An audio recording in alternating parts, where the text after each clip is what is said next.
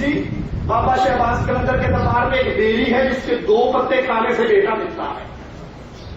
وہاں کھائی بیٹا ہوا. پھر ہم نے منت مانی تھی یہ بال ہم نے بابا جی کے نام پہ چھوڑے ہیں. یہاں اللہ کی عبادت کرتے ہیں. اگر بال کٹوائے جاتے ہیں تو درگاہوں پر سارے سر کے بال کٹوا کے ایک لٹ بابے کے نام پہ چھوڑی جاتی ہے. انا للہ و انا الیہ راجعون. بیت اللہ پر گلاب چڑھایا جاتا ہے. اسی طرح درگاہوں پر درباروں پر لال شہباز کے اندر کے دربار پر بھی ریشمی چادریں ہیں.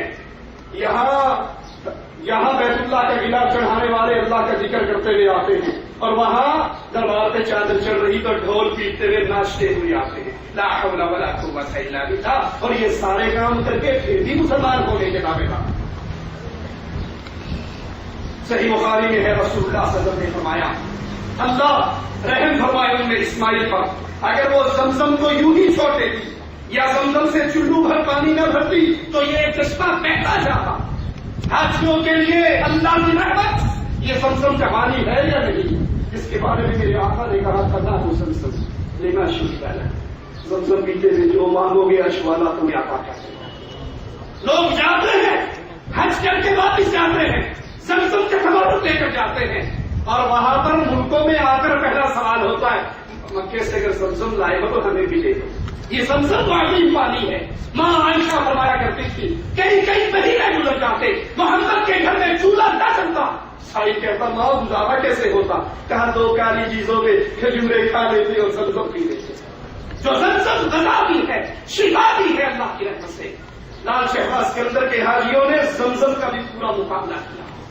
وہاں پہ ایک کنواں کھلا ہوا ہے اس میں 2 ظالم اترے ہوئے اور وہ گندا پانی کالا پانی اس کو بھر کے بوتلیں بھر کے دے رہے ہیں. 10-10 20 روپئے کی سبھی کا وصول کر رہے ہیں اور وہ اتنا گندا پانی دیکھنے والا اس کو دیکھ نہیں سکتا.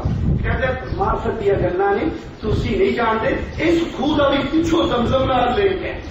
اگر شہر شریف کی غار میں سے مکے کا راستہ نکلتا ہے درمیان میں کتنے پہاڑ ریگستان دریا سمندر وہ ایسی ٹوٹی لگاتا تھا وہاں نکلتا تھا. تو کہا یہ جو کنواں ہے نا یہ گندا پانی جو تمہیں نظر آ رہا ہے معرفت دیا گندا نہیں تو گندا ہے پیچھو بڑا ہی سکتا ہے. یہ زمزم سے ملا ہوا ہے اس کا نہیں اور لوگ پیسے بھر کے لے کے جا رہے ہیں اس کو دے رہے ہیں. اور ایک اور تالاب ہے گندے پانی کا کالا سیاہ اس کا رنگ اس میں اترتا ہے. لال شہباز کے اندر کے دربار کا حاجی قریب ہے. سعودیہ امیر لوگ جاتے رہے سوڈا ایک نہیں گزارا چاہتا سانو اوکے ہونے کی لوڑ نہیں. وہ حاجی کر کے اس گندے پانی سے اپنے اوپر ڈالتا ہے کالا سیاہ گندا چوہر کا بدبودار پانی. کہتے ہیں یہی تو باتیں ہیں جو حاجیوں کو سمجھ نہیں آتی. وہ نہانے والا اس گندے پانی سے جو نہا کے باہر نکلا کہا یہ اتنا عظیم پانی ہے اس کے نہانے سے خارش ختم تھوڑے ختم پھنسیے ختم اور ریشم کی طرح جسم نرم اور ملائم ہو جاتا ہے. تمہیں مبارک ہو یہ ریشم بنانے والا گندا پانی. لا حول ولا قوت الا باللہ. ارے شریعت میں جس پانی کا رنگ خوب مزہ بدل جائے وہ پانی نجس ہو جایا کرتا ہے اور اس کی تو بو اتنی ہے کہ 10 میٹر تک نہیں کھڑا ہوا جا سکتا. اور وہاں وہ آ کر غسل کرتے ہیں اس پانی میں نہاتے ہیں. اور ایک بھی چھوٹی سی غار ہے وہاں پہ کہتے ہیں یہاں پیر صاحب کا صابن ہے.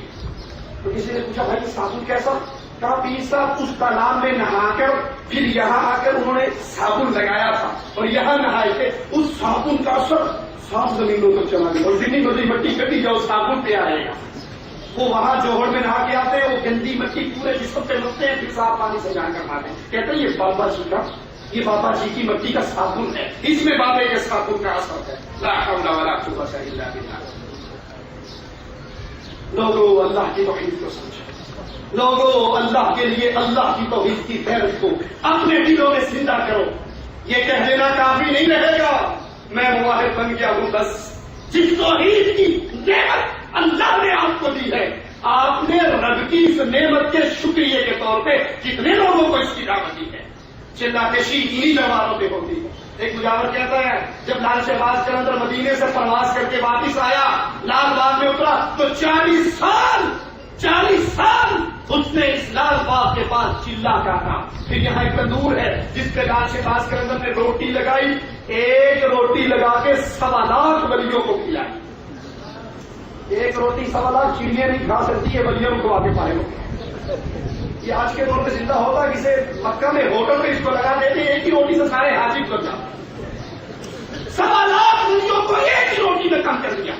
اور یہاں پہ اس نے 40 سال آ کے چیلا کاٹا. نثاروں کا چیلا کشی، سلوک کی مسئلے طے کرنا، سارا سال ان قبروں پہ عبادت کرنا، یہ اللہ کے قرآن کی اس آیت سے ثابت ہے. دنیا دربار بستی کو قیامت کی دیواروں تک چیلنج کرتا ہے. اہل ایمان کا یہ چھوٹا سا نقشہ، اہل توحید کا یہ چھوٹا سا خادم، جماعت اہل حدیث کا یہ ادنا سا خادم بیت اللہ کے پڑوس سے دنیا قبر پرستی کو چیلنج کرتا ہے. ارے بتاؤ، محمد کے کسی صحابی نے نبی کی قبر پہ چیلا کاٹا؟ ابو بکر نے چیلا کاٹا، عمر نے کاٹا، عثمان و علی نے نبی کی قبر پہ کاٹا، حسنین نے نبی کی قبر پہ چیلا کاٹا. اگر یہ چیلا کاٹنا دین ہوتا تو محمد کے صحابہ اس پہ عمل کر کے دکھاتے صلی اللہ علیہ وسلم. یہ اعتکاف اللہ کی مسجدوں میں بیٹھا جاتا ہے، قبروں پہ. قرآن حکیم کہہ رہا سنیے، وَلَا تُبَاشِرُوهُنَّ وَأَنْتُمْ عَاكِفُونَ فِي الْمَسَاجِدِ. اور جب تم مسجدوں میں حالت اعتکاف میں ہو تو اپنی بیویوں سے مباشرت نہ کرو. اہل ایمان تمہیں مبارک ہو مسجدوں کے اعتکاف، اور اہل شرک تمہیں مبارک ہو پیروں کی قبروں کا اعتکاف. لا حول ولا قوت الا باللہ. جائیے درگاہوں کو دیکھیے، وہاں پر ہو کی آوازیں. کسی کو دل جاری کر رہا ہے، کوئی سر جاری کر رہا ہے، کپڑا سر پہ ڈالا ہوا اور زور زور سے اللہ کے در میں، اور کوئی انگلی کے اشارے سے پیر کرنٹ شاہ کرنٹ مارتا، پورا مجمع اٹھ کے ناچتا ہے، سب کو کرنٹ کر جاتا ہے. لا حول ولا قوت الا باللہ. یہ شیطان کی پوجا ہے. یہ سر مارنا کوئی سانس سے نکل کرتا ہے. یہ کیا ہے؟ آپ کہاں سمجھتے ہیں مارشل کی بات یہ ہے؟ لا الہ، یہ کیا ہے؟ اس طرح. ارے کبھی نبی نے مانی، ابو بکر و عمر کو سکھائی، عثمان و علی نے کی. اگر یہ اللہ کے رسول نے نہیں کی، اللہ کی قسم، میڈ ان انڈیا اور میڈ ان پاکستان مسئلہ دین وہی ہے جو محمد رسول اللہ صلی اللہ علیہ وسلم بتا کر گئے. آپ کے صحابہ اس پہ عمل کرتے تھے. دربار کے پجاریوں نے کہیں تو غاریں بنائی نہیں ہے مکہ جانے کی، اور پاک پتن شریف وہاں کے پجاریوں نے ڈائریکٹ جنت میں جانے کے لیے بہشتی دروازہ بنایا ہے. سنائی ابھی چاچڑ موان مدینہ جس سے کوٹ پٹھن بیت اللہ ظاہر دے وچ پیر فرید اور باطن دے وچ اللہ. خدا ہے بابا فرید ہوگا، لیکن وہابیوں معرفت کی آنکھ سے دیکھنا، حقیقت میں وہ اللہ ہوگا. وہ تمہارا ہی اللہ ہوگا، ہمارا نہیں. ہمارا اللہ الرحمن علی العرش استوى، رحمان اپنے عرش پر مستوی. دروازے بنے ہوئے، یہ بہشتی دروازے ہیں. ارے جنت کا دروازہ محمد رسول اللہ کھلوائیں گے. نبی فرماتے ہیں جب تک میں جنت میں داخل نہیں ہوگا کوئی اور جنت میں داخل نہیں ہو سکتا. جب تک میری امت داخل نہیں ہوگی کسی اور نبی کی امت داخل. اور جب جنت میں داخل ہوں گے تو فرشتوں کی طرف سے کیا آوازیں آئیں گی؟ سلام علیکم، اہل جنت تم پہ سلام کی. نبی دروازہ کھلا رہے ہیں جنت کا، جس جنت میں اہل توحید میں جانا ہے. اللہ تجھے تیرے پیارے اسماء و صفات کا واسطہ ہے، رب سب کو ہمارے نبی کے ساتھ جنت میں پھر. یہ جنت اہل توحید کی جس کو نبی کھلوائیں گے، جس پہ داخل ہونے والوں پر فرشتے سلام کریں گے. اور پاک پٹن کی جنت تمہیں مبارک جس کو کمشنر کھلواتا ہے. جس کے دروازے کی چابی کون گھماتا ہے؟ کمشنر گھماتا ہے. اور پولیس کی پوری نفری رہتی ہے جو لائن بناتی ہے، اور جب دروازہ کھل جاتا ہے جو لائن توڑتا ہے پولیس والے فلم مارتے سیدھا وہ لائن توڑنے سیدھے.